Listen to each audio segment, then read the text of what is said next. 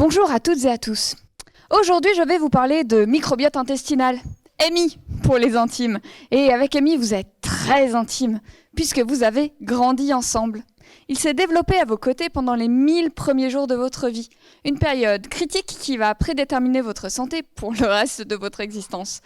Mais c'est compliqué pour Amy de bien se développer parce qu'il est composé de plein de micro-organismes différents. Des bactéries, des levures, des archées, des virus, bref, comme qui dirait, il y a du monde dans sa tête. Et pour ne pas perdre l'esprit, il garde un équilibre fragile entre ces différentes parties, ces différentes espèces de bactéries, par exemple. Parce que quand Amy perd la tête, on dit qu'il devient dysbiotique. Et votre état de santé, lui, peut devenir critique. Ça, c'est parce qu'Amy, il a 3 fonctions biologiques principales. Il vous aide à digérer en dégradant les molécules complexes, comme les fibres alimentaires. Il vous protège contre les pathogènes intestinaux et il participe à l'éducation de votre système immunitaire. En gros, c'est votre meilleur ami. Ou peut-être, est-ce votre meilleur ennemi? Parce que moi, ma thèse, c'est de comprendre tout ce qu'Amy n'aime pas. Tout ce qui le perturbe. Et Amy, il déteste tout ce que vous aimez. La charcuterie, le vin, le fromage, bref. Il n'est pas terroir-friendly. Mais il a une excellente raison.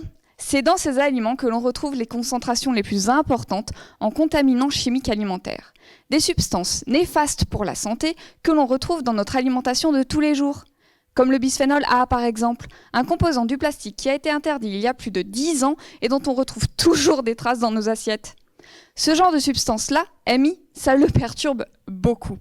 Et comme on ne lit pas encore dans le caca comme dans les feuilles de thé, moi, je lui donne une voix. Et je lui donne le plus tôt possible, pendant ces 1000 premiers jours où il est le plus vulnérable. Et ça commence par toquer à la porte d'inconnus pour réclamer les couches sales de leurs enfants. D'ailleurs, je recrute. Parce que, pour comprendre Amy, je mets de la merde en tube.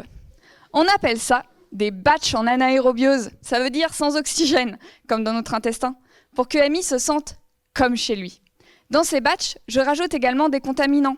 Je vais mettre Amy en situation, je veux voir comment il réagit. On appelle ça un modèle in vitro.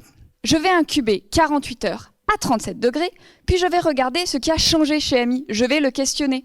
Je vais lui demander, par exemple, de quel micro-organisme il est composé ou quelles sont les molécules qu'il a produites. Avec toutes ces informations, je peux tenter de comprendre comment les contaminants alimentaires le perturbent, s'ils induisent une dysbiose et comment tout cela pourrait vous affecter.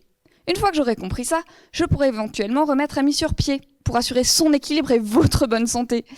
C'est comme cela, mesdames et messieurs, qu'au péril de mes narines, je prête l'oreille à Amy pour l'aider à vous aider.